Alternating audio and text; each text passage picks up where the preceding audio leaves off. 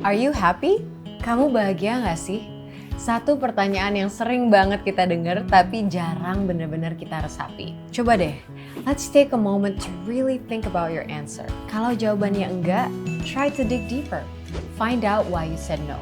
Aku tuh beneran gak bahagia atau jangan-jangan aku memilih untuk gak bahagia. Di buku Build the Life You Want, penulisnya Arthur C. Brooks dan Oprah Winfrey mengangkat konsep intentional approach to happiness, di mana mereka percaya bahwa sebenarnya kebahagiaan itu bisa kita ciptakan dan kontrolnya ada sepenuhnya di diri kita sendiri. Dan yang bikin menarik, pembahasan mereka ini didasari oleh scientific research and theories. Jadi, yuk kita bahas. Insight pertama, happiness is a direction, not a destination. Gak bisa dipungkiri ya kalau kebahagiaan itu seringkali jadi salah satu motivasi terbesar buat kita melakukan sesuatu. Happiness itu seakan-akan holy grail. Banyak yang bilang, termasuk aku sendiri, pokoknya aku mau bahagia.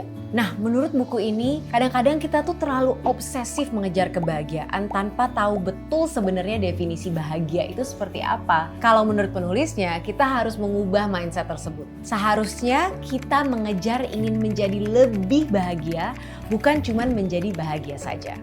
Maksudnya apa sih? Di buku ini, kebahagiaan digambarkan seperti makan malam yang terdiri dari kombinasi 3 bagian, yaitu enjoyment atau kenikmatan, satisfaction atau kepuasan, dan purpose atau tujuan. Artinya, untuk menjadi lebih bahagia, kita butuh ketiganya dalam jumlah yang seimbang. Satu quote yang aku suka banget di buku ini, enjoyment takes work and foregoing pleasures. Satisfaction requires sacrifice and doesn't last. Purpose almost always entails suffering.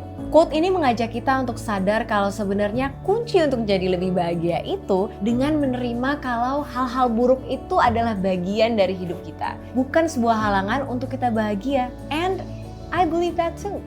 Insight kedua, the 4 pillars of happiness. Arthur dan Oprah percaya kalau kebahagiaan itu gak datang dari suatu kejadian atau achievement saja, seperti menikah atau kekayaan. Karena menurut riset di buku ini, ternyata hal-hal itu tuh cuman berkontribusi kurang dari 10% terhadap kebahagiaan seseorang. Menurut penulisnya, kebahagiaan itu sebuah hasil dari membangun kebiasaan yang meaningful dalam 4 aspek. Pertama, faith atau kepercayaan. Yang dimaksud di sini bukan spesifik kepercayaan religius aja ya, tapi lebih ke sesuatu yang kita percayai dan pegang teguh sebagai values dan principles hidup kita. As the author said, happiness comes from intentionally living your values. Kebahagiaan datang di saat kita hidup selaras dengan values dan kepercayaan kita masing-masing. Kedua, family atau keluarga. Aku suka banget cara penulisnya mendeskripsikan keluarga. The most mystical kind of love. The love you didn't choose, but is so intense. Ketiga, friends. Riset di buku ini bilang kalau ternyata pertemanan itu mempengaruhi kebahagiaan seseorang hampir 60%, terlepas dari mereka introvert ataupun extrovert. Kalau dipikir-pikir, teman itu kan sebenarnya memang orang-orang yang kita pilih untuk dekat dan kita cintai ya. So it's crazy to think how big of an impact they can have in one's life. Ada satu caveat tentang pertemanan di buku ini yang menarik banget menurut aku. Penulisnya bilang, kalau kita sering merasa kosong karena kehidupan sosial kita, mungkin kita terlalu banyak punya deal friends atau teman-teman yang memiliki fungsi tertentu daripada real friends atau teman-teman yang as Arthur and Oprah describes it as beautifully useless. Terakhir, work atau pekerjaan. Penulisnya menganjurkan kita untuk mengapresiasi hal-hal positif di pekerjaan kita daripada terlalu fokus mencari the perfect job. Karena kebahagiaan dalam pekerjaan itu nggak melulu sebatas title atau prestis. Ada 4 faktor utama yang sebenarnya lebih memiliki dampak yang besar terhadap kepuasan yang kita bahas tadi. Earning a decent pay, feeling appreciated, working with nice people, and doing meaningful work. Insight ketiga, see your emotions as a signal. Salah satu poin yang aku suka banget di buku ini adalah penekanan dalam melihat emosi atau perasaan kita sebagai sebuah sinyal yang harus kita perhatikan. Bukan sesuatu yang mendefinisikan status kebahagiaan kita. Jadi kalau kita merasa males, atau marah, atau burned out, mungkin itu merupakan sinyal dari badan dan otak kita bahwa ada sesuatu di dalam hidup kita yang harus berubah.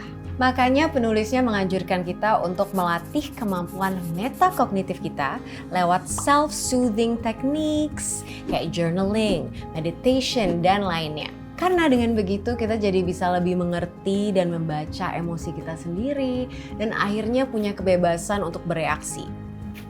Apakah aku akan memilih untuk merasakan emosi tersebut, mengganti emosi yang aku rasakan, atau bahkan mengabaikannya? And this kind of freedom brings comfort to a lot of people because whatever we choose and however we react, at least we know that it is fully our choice and not our emotions' choice. And now, so what? Menurut aku, approach buku ini terhadap kebahagiaan lumayan realistis sih karena menunjukkan kalau hidup tanpa emosi-emosi negatif itu ya mustahil ya. Tapi satu takeaway yang aku suka banget is, understanding that your emotions are simply alerts and not always problems that need fixing. Kadang mungkin kita cuma harus duduk dan merasakan emosi-emosi tersebut sebagai bagian dari proses kehidupan. Alright, thank you for listening, curious people. If you want me to read a book and share with you my favorite insights, tolong kasih book recommendations in the comments below. Dan jangan lupa untuk subscribe, like, comment, and turn on notifications. Bye!